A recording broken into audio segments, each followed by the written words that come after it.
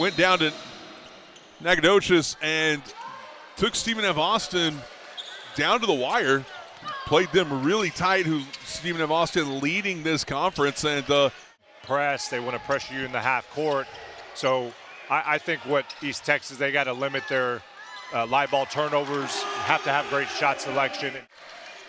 Yeah, and a lot of that was due to just the inability of East Texas to take care of the ball and didn't shoot it particularly well from three a couple weeks ago at Northwestern State. But now they have Tay Mosher back in the starting lineup.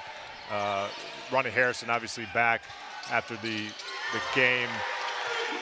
So this switching defense, they have a little bit more size and length to really protect the paint. Lions out early, running, as you see the dunk by Ronnie Harrison. A couple of quick three-pointers by the Cowboys on the other side. Big-time take there. Yeah, based on that log jam, the last 5 games, you know, there's just so much that can happen. So there's still a lot of ball left for a lot of these teams. And 3.5.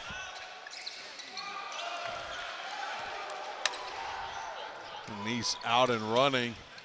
Nice take by Larry Johnson. McNeese is going to get a share of theirs. East Texas will get theirs as well. But, you know, even though down 6, much better start to this game than the first matchup as Garcia hits the 3. And that's a huge, I think, not only for McNeese's program, but for the Southland Conference. And we've seen that with the Southland Conference where years ago it was, you know, low 20s. So the conference obviously is improving, and Bill Armstrong has plenty of experience at the high major Division I level. Trip and get the ball to Pagano. And you talked about Will Wade, the coach last year for McNeese, and one of the reasons that he was given that opportunity at NC State. And I think a lot of people know, right, they're familiar with Will Wade, his success at LSU, but a big part of that success was Bill Armstrong as an assistant. Yeah. And Bill Armstrong coached in the SEC they want, but put pressure on the rim early with that advanced pass and then moved it around, the ball reversal, and got an in-rhythm 3. Yeah, it's one of those things where there again, little shots he'll be able to make throughout the game.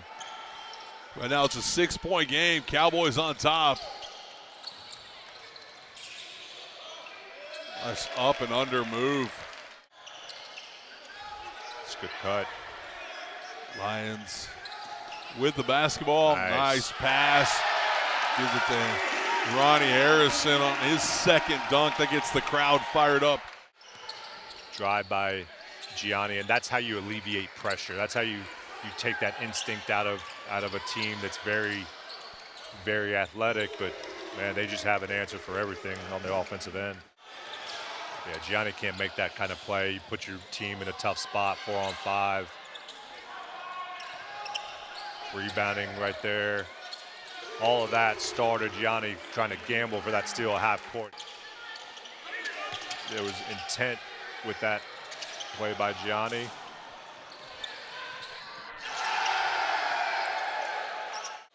They're active defensively, which leads to a lot of transition, easier baskets. Absolutely, and that's how they play. Nice 3 by Gianni Hunt. Here trying to get the season sweep over the Lions. Nice pass down low.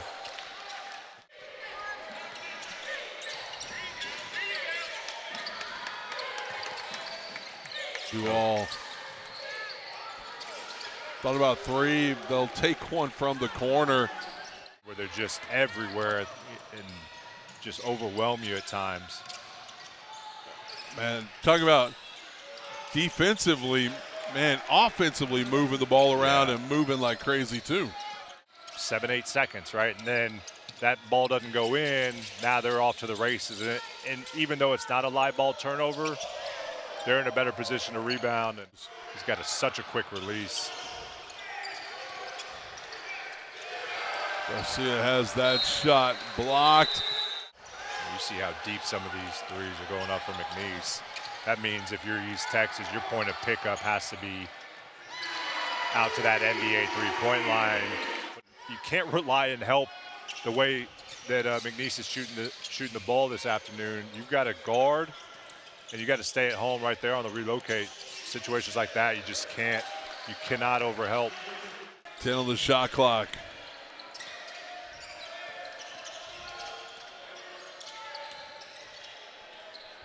Three-pointer bounces around, high arcing. Absolutely. The Lions, as you talked about on Monday, they'll be home against Southeastern.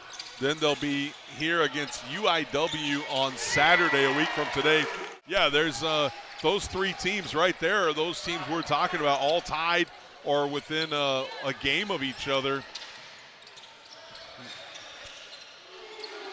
Another three-pointer, McNeese picking up where they left off.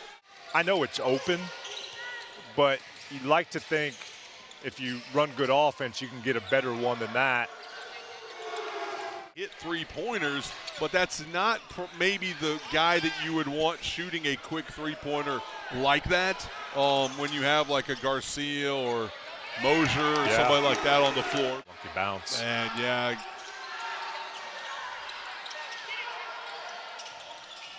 There's a save by McNeese, thrown right to Garcia, and Harrison able to get that layup.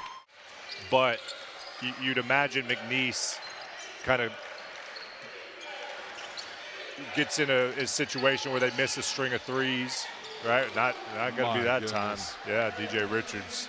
But, you know, if they do start to miss some of these threes in East Texas, that's where potentially they can get out, run a little bit, get quick shots, but then you got to settle in on the defensive end.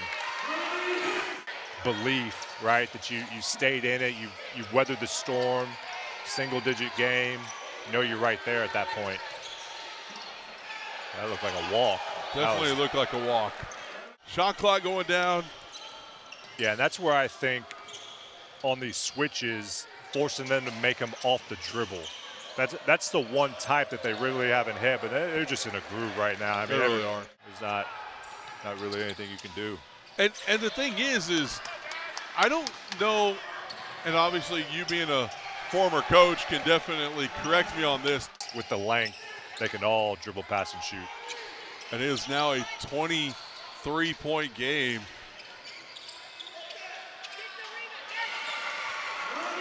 Lions are going to have some work to do if they want to get to single digits by the next media timeout.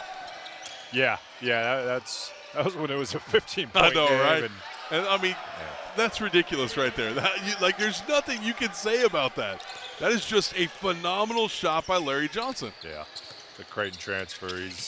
He's been a nice addition to this team, and you know, Garcia, who's the reigning player of the year, and getting the steals. This pressure is really giving the Lions fits. Big dunk there. The corner, he saw his defender helped up, and he had his mind made up. He kind of had his feet work in a position, and one there by Machar. Make it 26, and he does. Been giving the Lions fits. Yeah. Long rebound taken by McNeese. And then their ability to run the ball. There's another transition three-pointer. They've taken advantage, and it really kind of frees you up. You never second-guess yourself as a shooter. You step in and run the floor, play hard, and get rewarded with the ability to take those shots. But right there, I mean, what I call no man's land, kind of in this volleyball court, kind of above the three-point line. You have got to get back in that backcourt, get matched up, protect the rim, and stop the ball. Nice move down low. If the seedings hold. But, yeah, I mean, for Coach Armstrong, I think he's got to be pleased overall. 34-point game right now. Mosier thought he was going to have an alley-oop opportunity and threw that one out of bounds. What a move from Johnson. More of a traditional lineup with, you know, Gianni at the point and Damian at the 2, and then kind of that they fill in with the guards and forwards, or excuse me, the forwards and posts inside. But